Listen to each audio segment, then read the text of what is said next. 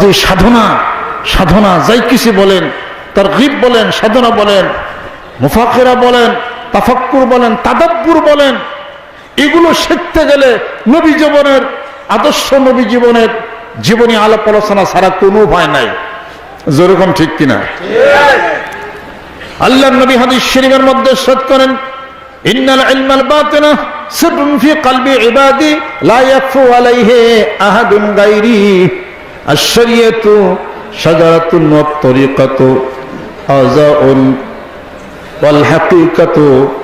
আল্লাহ নবী সাল্লাল্লাহু আলাইহি সাল্লাম বলেন, শরীয়ত হলো একটা গাছ, আর তরিকত হলো তার শাখা প্রশাখা, আর হাকিকত হলো ওই গাছের হলো ফল। যেরকম সুবহানাল্লাহ। আশ-শরিয়াতু আকওয়ালি ওয়াত তরিকাতু আফআলি ওয়াল হাকীকাতু আহওয়ালি ওয়াল মারিফাতু আসরারি। যেরকম সুবহানাল্লাহ।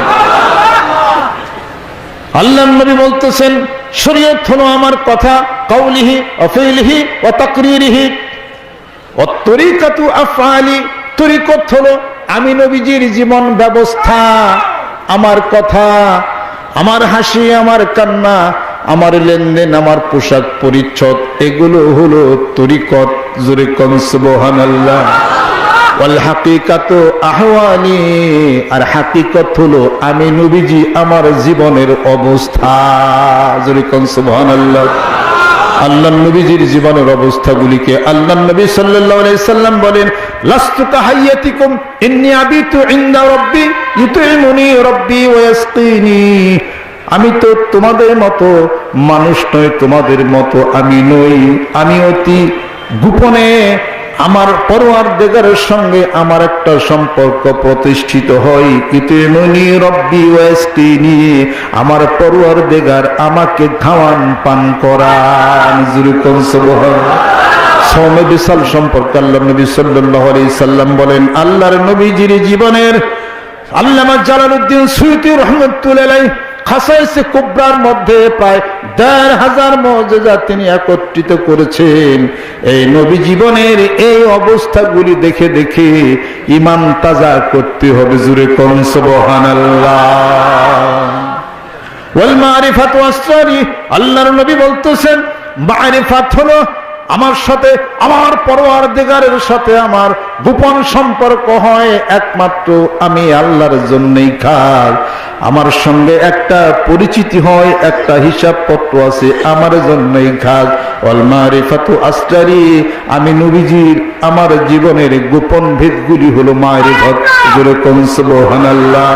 লা ইয়াখফু আলাইহি আহাদুন গায়রি, আমি ছাড়া তা কোনো ব্যক্তি উদ্ঘাটন করতে পারে না। যেরকম সুবহানাল্লাহ। কি সেই হিসাবপত্রগুলি? সুবহানাল্লাযী আসরা বিআবদিহি লাইলাম মিনাল মাসজিদিল হারামি ইলাল মাসজিদিল আকসাল্লাযী বারাকনা হাওলাহু।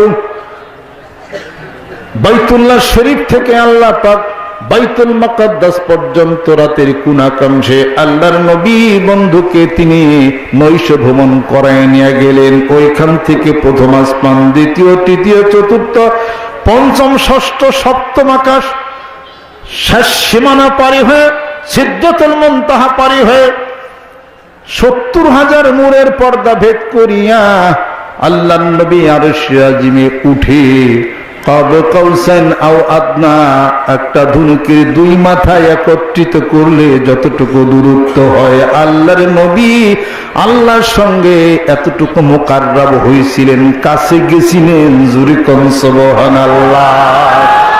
ওখানে কোন জিন, কোন ফেরেশতা, জিবরাইল ফেরেশতার গতি যেখানে বন্ধ হয়ে গেল, কেউ পৃথিবীর ওখানে ছিল না, একমাত্র আল্লাহ আল্লাহর বন্ধুই ছিলেন। আল্লাহ আল্লাহর বন্ধুর সঙ্গে গোপনে কি আলাপ করেছিলেন পৃথিবীর কেউ জানে না। জোরে কোন সুবহানাল্লাহ। আল্লাহ আল্লাহ আল্লাহ। আসেন আল্লাহ নবী জীবনের আধ্যাত্মিক জগৎ, তার বৈশ্বিক জগৎ, তার জীবনের প্রত্যেকটি হিসাব পত্রগুলি আমরা কাজে লাগাই। একটা হলো বয়ান করা এক জিনিস, আর এই বয়ান নিজের জীবনে বাস্তবে রূপ দেওয়া আলাদা জিনিস। এমন কি জীবনে করেছেন? গতকাল আমার বক্তব্যের মধ্যে বলেছি, এমনকি জীবনে কেউ করেছেন যে 10,000 টাকা দিলাম, একটা কিছু কইরা নিজের জীবনকে বাঁচাও, তাহলে পরে বিশ্ব ইজতেমার সার্থকতা হয়ে যাবে। জোরে কোন সুবহানাল্লাহ। ঠকান নাই কাউকে, কাউকে ঠকান নাই, ঠকানের প্রবণতা নাই। ঈমানের জজবাকে ঠিক রেখে যে কোনো প্রকার হারাম কোনো লেনদেন করব না, দরকার পরে সারাদিন পরে এক ওয়াক্ত রুটি খেয়ে জীবন ধারণ করব, দরকার পরে রোজা রাখবো, কিন্তু জান কবুল হয়ে যাবে, হারাম লেনদেন করব না। আল্লাহ নবী করেন নাই, সাহাবাজবান করেন নাই, তাহলে পরে এই বিশ্ব ইজতেমার সার্থকতা হয়ে যাবে। জোরে কোন সুবহানাল্লাহ। হাত দিয়ে মারবো না, মুখের কথা দিয়ে কাউকে নির্যাতন করব না, আঘাতপ্রাপ্ত করব না, ধৈর্যশীল হয়ে যাব।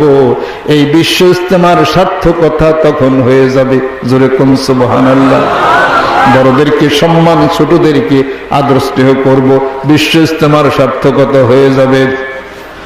আর বায়াত মুরিদ হয়ে আত্মশুদ্ধির ব্যবস্থা করে বেল ইত্তেফাক সুন্নত, সুন্নতের তাবেদারি করে নিজেকে বড় মনে করব না, আর মনে করব না আমার দল, আমি ঠিক, আমি সঠিক, আমার সে ভালো কেউ নাই, আমার সে কামেল কেউ নাই, সব আমার নিষেধ।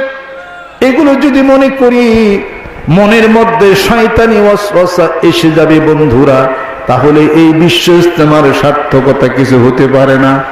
শুধু মনে মনে সবাই মিলে ডাক দিলাম আর বিশ্ব ইজতেমা হয়ে গেল, এটা কখনোই হতে পারে না। এই ঈমান ভিতরে নিয়া, জজবা ভিতরে নিয়া, মানিকগঞ্জ দরবার শরীফের নেতৃত্বে বিশ্ব নবীর সেই সব কিছু সমাজের বুকে বাস্তবে নেওয়ার জন্য আজকের এই বিশ্ব ইজতেমার আয়োজন বন্ধুরা, কোন বিশ্ব ইজতেমার সাথে তুলনা করে বিশ্ব ইজতেমা হয় নাই।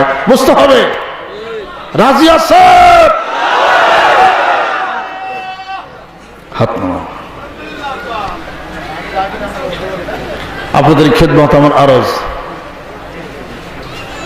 শোনেন, আমরা যারা পীর মুরিদের লাইনে আমরা যারা আছি, সাধারণত অন্য কারো দেখতে পারি না আমরা, কত ঠিক কিনা? কোন অন্য কোন, আমাদের কথা বলতেছি না, অন্য কোন মানুষ যদি অন্য কোন প্রকার পোশাক পরে, তাহলে মনে করি আমাদেরটাই ঠিক, ওদেরটাই হলো ঠিক, এটা মনে করি। আসেন, ঠিক বা ঠিকের বিচার বিশ্লেষণের জন্য আল্লাহ আপনাকে নিযুক্ত করে নাই। এরা কান্দের দুই ফেরেশতা আছে, ওরা আমল নামা লিখতেছে। যেরকম ঠিক কিনা? ওটা আমল নামা লিখতেছে। তাবলীগ জামাতের যারা আছেন, ভাইরা আছেন, গাস্ত করেন, জিকিরের দাওয়াত, ইমানের দাওয়াত দেন, একিনের দাওয়াত দেন। আপনারা যারা আছেন ওদের মতো গাস্ত করে আপনারাও জিকির, ইমান, একিনের দাওয়াত দেন না কেন? হ্যাঁ, না করবো নাকি? যেরকম আপনারা নাই যান, শিখেন তাদের কাছ থেকে কিছু, তাদের কাছ থেকে কিছু শিখেন। ওনারা বায়াত মুরিদ হচ্ছে না, হয় না, সমালোচনার দরকার নাই। আপনি প্রয়োজন মনে করছেন, আপনি এক পীরের কাছে মুরিদ হন, কিছু অসুবিধা আছে? যত গুড় তত মিঠা, যত আপনি আমলের মধ্যে আনতে পারেন, এটা আপনার আমার জীবনের জন্য তত বেশি ভালো হবে। আপনি নেমে যান, আপনি বায়াতর দাওয়াত দেন, ইমানের দাওয়াত দেন, একিনের দাওয়াত দেন, মজবুতির দাওয়াত দেন, সময় লাগানোর দাওয়াত দেন, তো হয়ে গেল, সমস্যা কি আছে? এইভাবে করে আমরা অনেক অগ্রসর হইতে পারবো ইনশাআল্লাহ তাআলা।